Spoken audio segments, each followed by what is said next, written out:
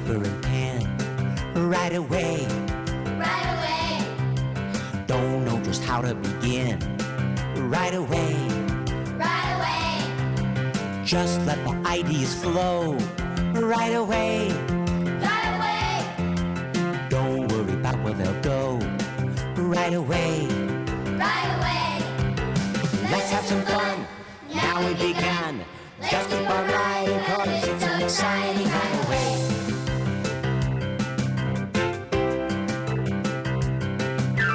Let's have some fun. Now we began. Just keep on riding, cause it's so exciting right away. Right away. Right away.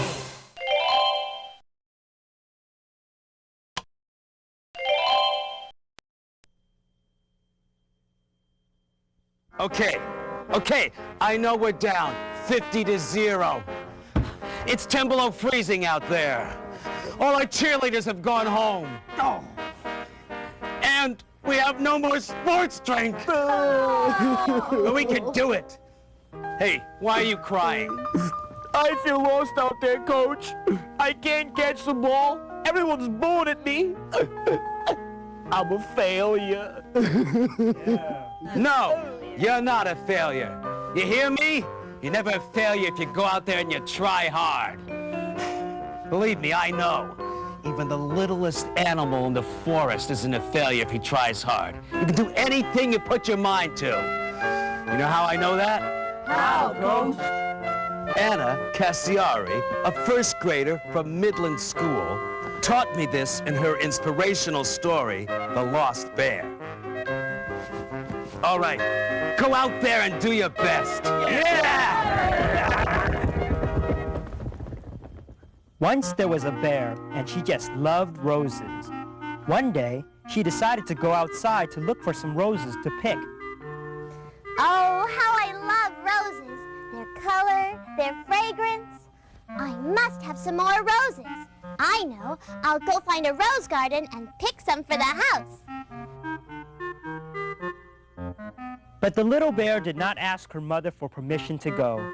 She just walked out the door and down the dirt path, leaving her home behind.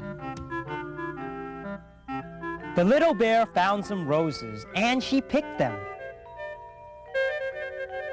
She held the roses up to her nose and sniffed them, and suddenly, she could fly high up into the sky. Meanwhile, the mama bear realized that the little bear was gone, and she was mad.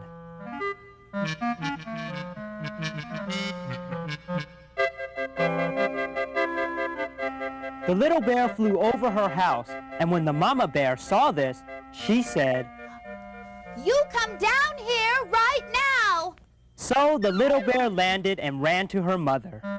Here, Mama, I picked these flowers just for you. And guess what? If you sniff them, you can fly. Oh, well, that's very nice, dear. But you have done a very bad thing. You should never leave without telling me. For that, you must be punished. You must stay home for 11 days and promise never to leave again without permission. I promise, Mama. And the little bear kept her promise and the magic roses, and they both lived happily ever after.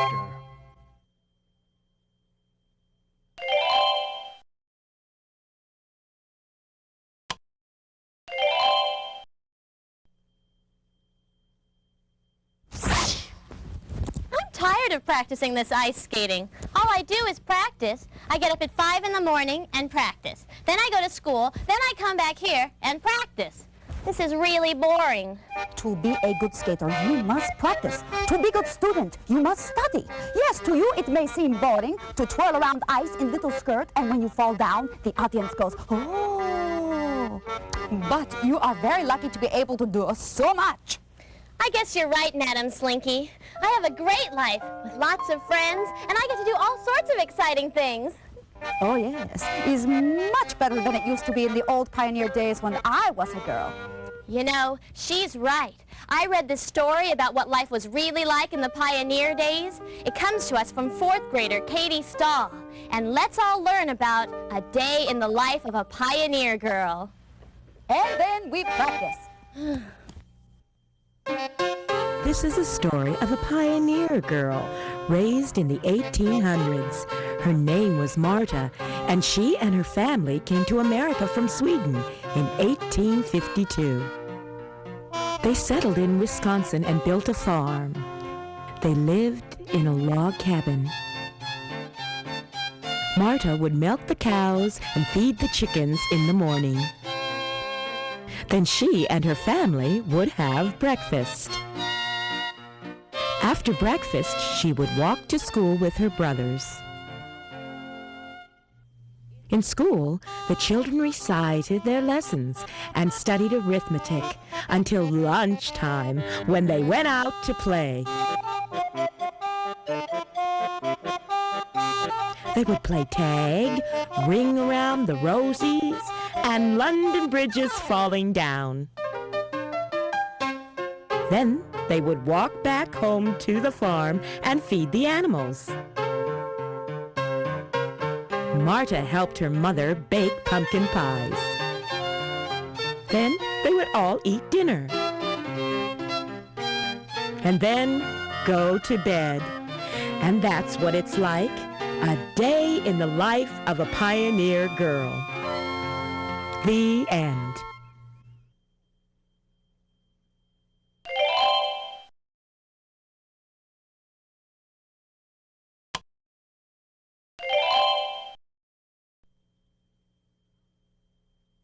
All right, everyone. Today is the day we choose the new mascot for our baseball team. Yeah. Now, every team needs a good mascot to cheer them on. Now, you're all given numbers, so let the audition begin. Number 1 is the cheering chicken. Go.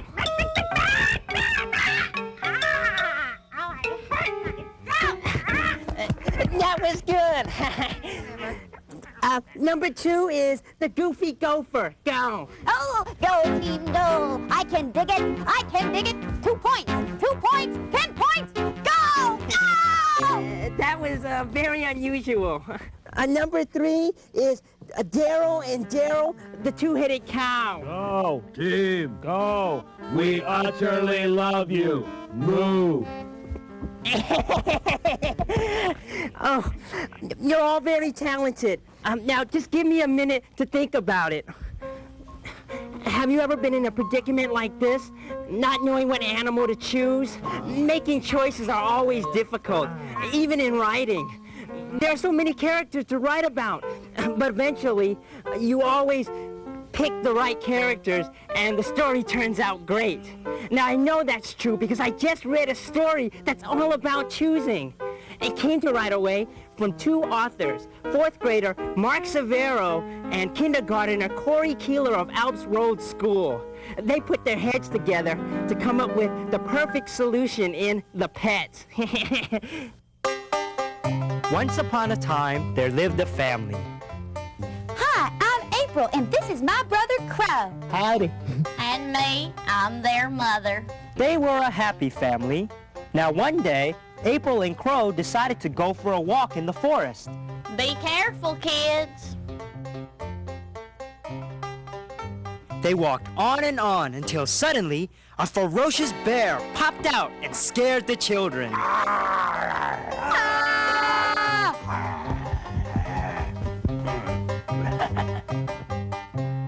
Once back home, they told their mother what they had seen. We saw a bear. Well, what did this bear look like? It was big and furry, and it had huge claws. Its breath was disgusting. It smelled like Children, why don't you go back in the forest, catch that bear, and make him a pet? Oh, Mother, could we? Yes, children.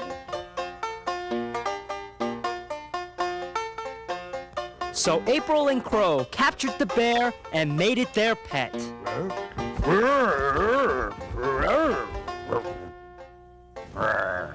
All went well until the bear saw toast for the first time. He ate it all, leaving none for the family.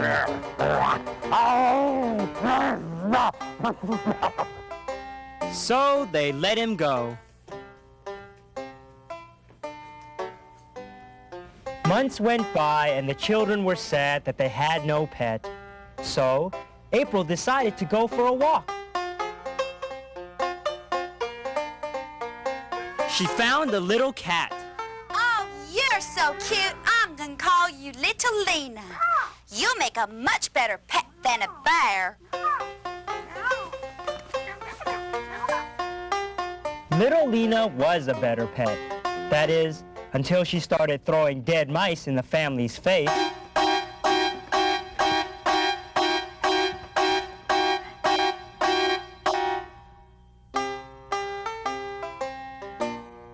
Would the family never get a pet? Then, Crow found a frog on the ground. Look, everyone, a frog will make an excellent pet. What are those bumps all over your hands? Warts!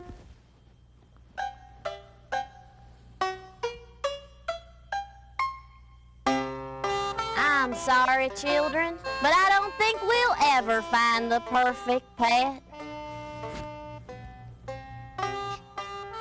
Crow caught a very nice dog.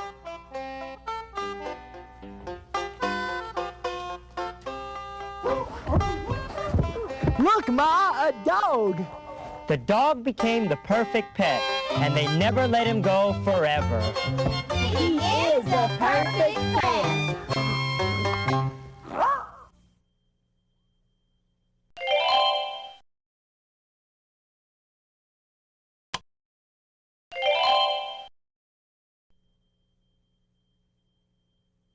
Next. Very nice. Next. Splendid. Next.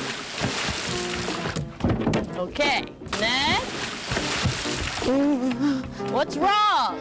You have to dive in the pool like everyone else or you can't be on the team. I know, but it's so high up here. I can see Las Vegas.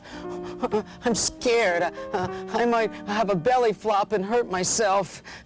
My bathing suit might fall down. It's scary now, but trust me, you'll love it once you're in the water. No! You know, I know a perfect poem that'll make you want to swim forever. It comes to us from second grader Erica Bassaraba from Henry's school. You'll want to float on water once you hear My Dream. I was sitting in my boat. For dessert, I would make a float. Thinking about going for a scuba dive, I wanted to catch some fish to fry. All of a sudden, the wind began to blow, and I didn't know where my little boat would go. I knew my life was in danger, and what was about to happen was even stranger. In the water I went, down, down, down. I didn't know where I was being sent. Then I saw it with my own 2 eyes. A big old shark was coming. What a surprise! I hid in the underwater sand and found a scuba diver's hand. I unburied the scuba diver.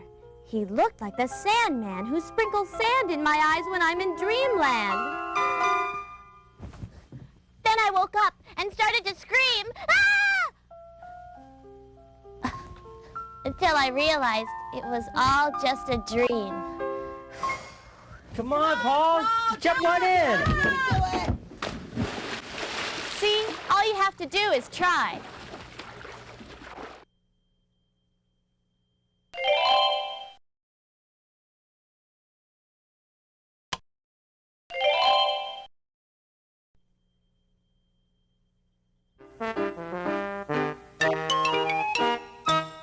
All right, now, when I give you this signal, that means you throw a fastball. Right. All right, now I give you this signal, you throw a curveball. Got it. And when I do this, that means, watch out, there's a bee near your head. All right, go out and get him, Tiger. Oh, I can't believe it. I'm really gonna play baseball. But there's so much to remember. All the signals, concentration, rules of the game. It's just like writing a story. You have to use the rules of grammar when you write. And you have to stay really focused or you may strike out. I like stories that use imagery to make you feel like you're right there at the game. Third grader Doug Schaefer from Lakeview Elementary makes me feel like I'm right there behind home plate in baseball. It was the first day of baseball. I was up to bat and there was one out. It was the last inning and it was all up to me. All right, son. Now, I know you can do it. Don't touch my cookie. Now, I know our star hitter, Slugger, is injured, but the championship, not to mention my job, is on the line. Oh, and did I tell you? If we lose, we'll have to move the entire franchise to Alaska. No pressure. No pressure. Now go get him, son. I had to hit the ball hard. The pitcher started his windup. He pitched the ball, and everyone screamed. I swung my bat and whack. The ball flew into left field.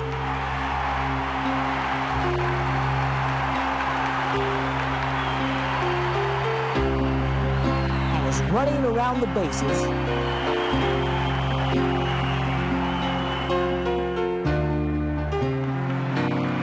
And slid into home. I was safe.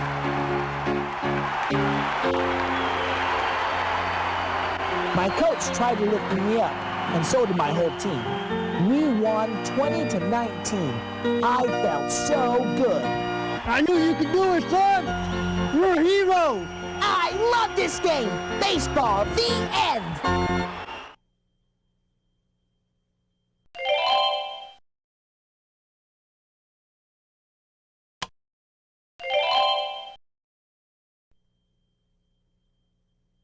All right. Now remember, to stay healthy, you gotta eat from the 4 basic food groups. And they are... Grains, Dairy products. meats, And burritos. No, Bruiser, not burritos. Think. Think.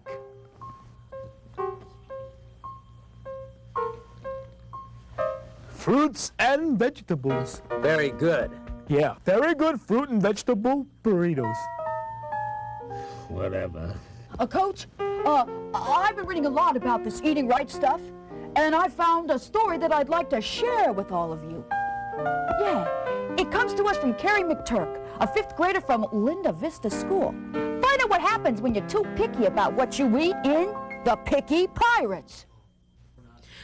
Once upon a time, there were some pirates that sailed on a ship called the Jolly Sausage Dog. They were very picky pirates, especially about their food. Me soap cod is too salty, and the ankles are swelled up.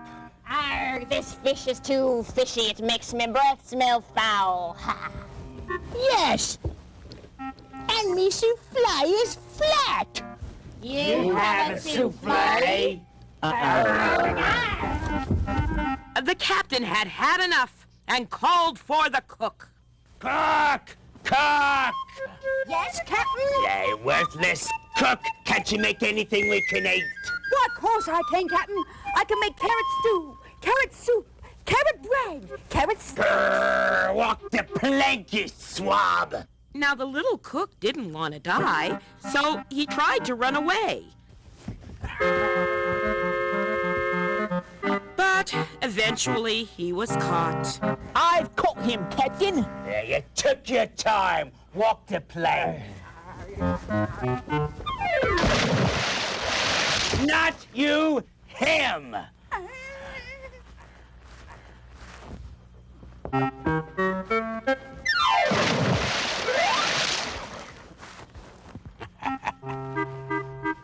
All right. I'm hungry. What's for supper? Nothing, Captain. We've got no cook.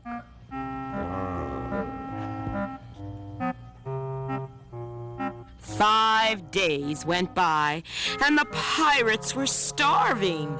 I can't go on, Captain. I'm too hungry. Oh, me belly's as empty as...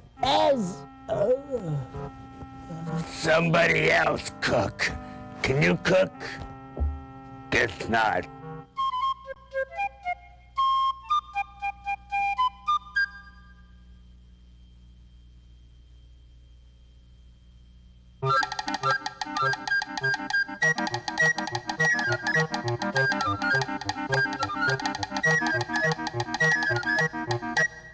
just as things looked their worst, the cook suddenly appeared. Captain, here! Here you go. Here you go. Yuck! This tastes like slime and it's cold. Mine is too hot. Ours is just right. And so, for 5 weeks, the pirates ate cold carrot soup, hot carrot soup, and just plain carrot soup. The pirates had learned a lesson. Always read the resume of a cook before you hire him. And be thankful for what you got, even if it's cold and slimy. Eat up, men! And the pirates never complained about food again. The end.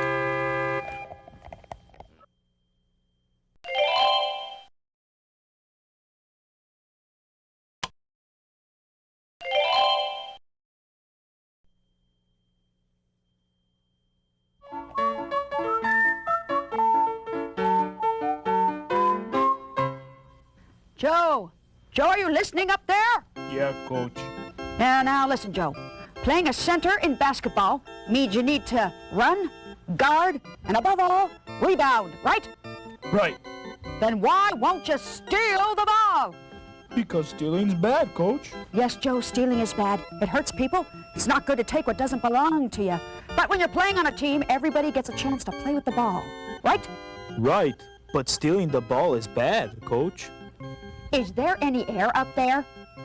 Listen, I'm going to tell you a story that will show you the difference between stealing, which is bad, and stealing the ball. And then you'll know what the difference is. I like stories. Yeah, that's good. Listen, this story comes to us from second grader Janae Smith from Midland School. Listen as we find out how bad stealing really can be in The Princess. Once there lived a princess. No ordinary princess. She was pretty, smart, nice, friendly, and wonderful.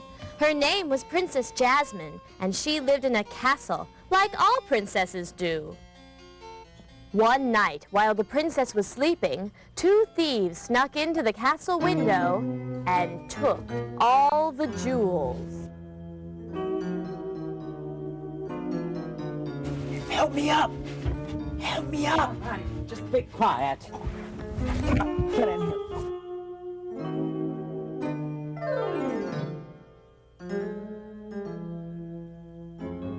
So here we are. Where are the royal jewels? In the jewelry box, you fool. Now, there, go get them.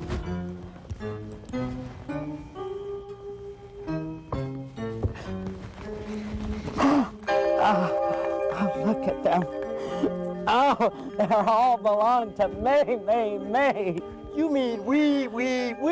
Oh, whatever. Let's do the dance of the jewelry thieves.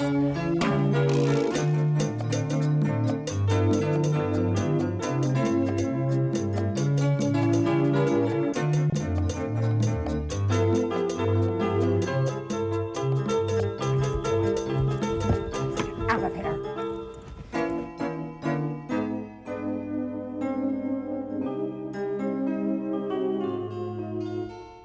Soon, the princess awoke.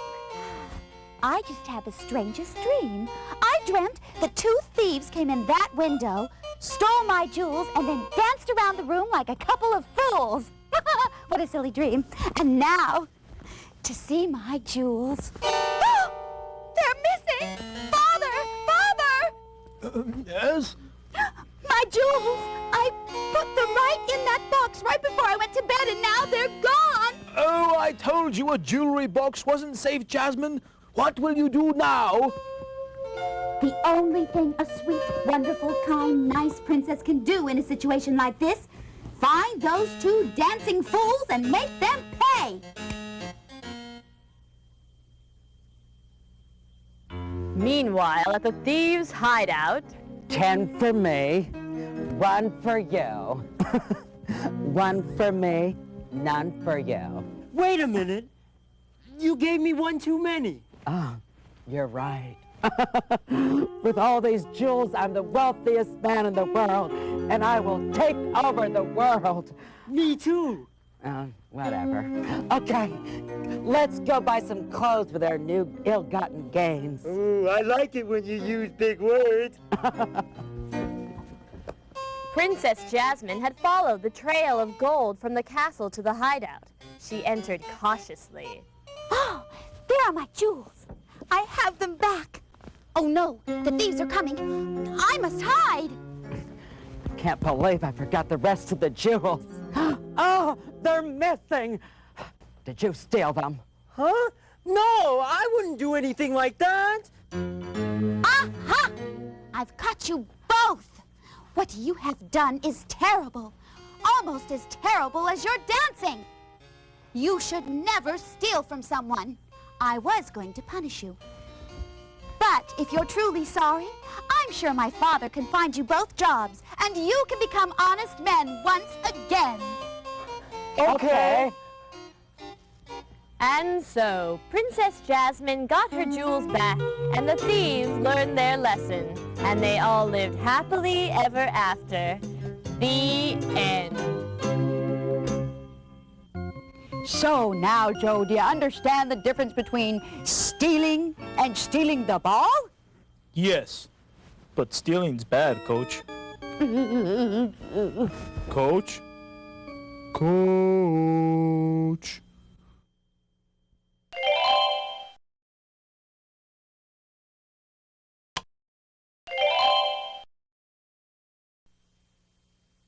Come on.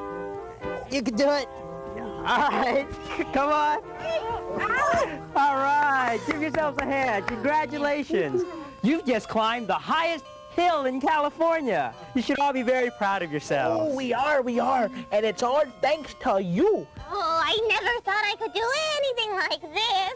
That's nice. When do we eat? No, you can see for miles and miles, and look at all those stars. Oh, it's amazing. Yeah, just wonderful. Hey, when do we eat? Oh, for goodness sake. Come on, everybody, let's eat. Whew. Mountain climbing is exciting. Not only because you use teamwork, but when you reach the top, everything takes on a different quality. When you're way above the ground, you see everything in a different light. A perfect example of this comes to us from first grader Frank C. Ware of Midland School.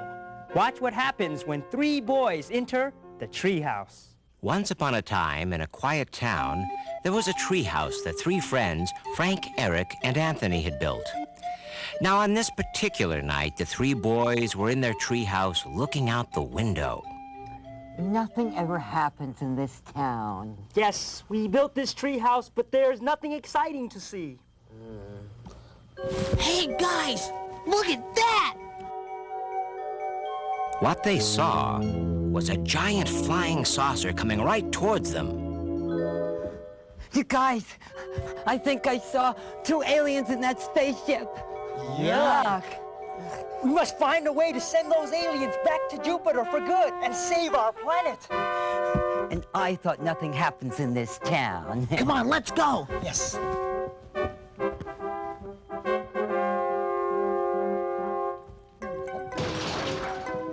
We have landed on Earth. Our mission is a success. Not yet. Now, we must capture some Earthlings and take them back to our planet for experimentation. And if they will not come, Then we will tickle them until they do. We have to build a laser beam to send them back to Jupiter. Yeah, right. How are we going to do that?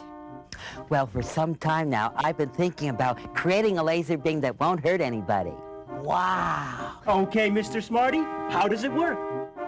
Like this.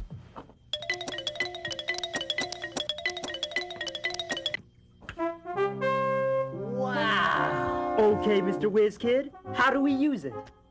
We aim it at the spaceship and send it back to Jupiter. Meanwhile, the aliens had left the spaceship to find humans. Why is the air so brown? Pollution. They must clean up the air. Look, humans! Humans!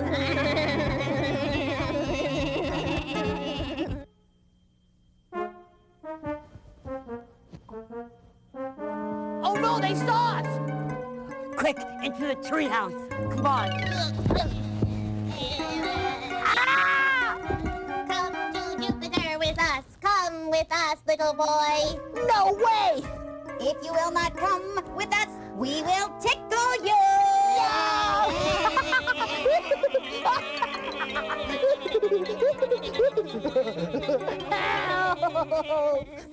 Oh no, they've got Anthony.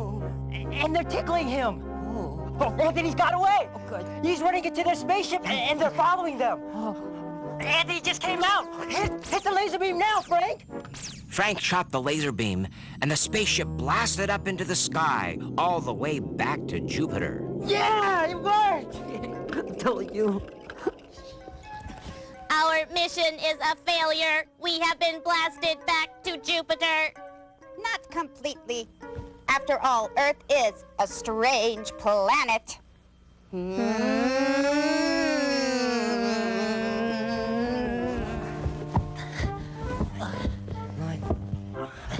Oh, thanks, Frank. You saved my life. Your machine was amazing. I will never make fun of you again. It was nothing. But I don't think anybody would ever believe us if we told them what we saw from our treehouse.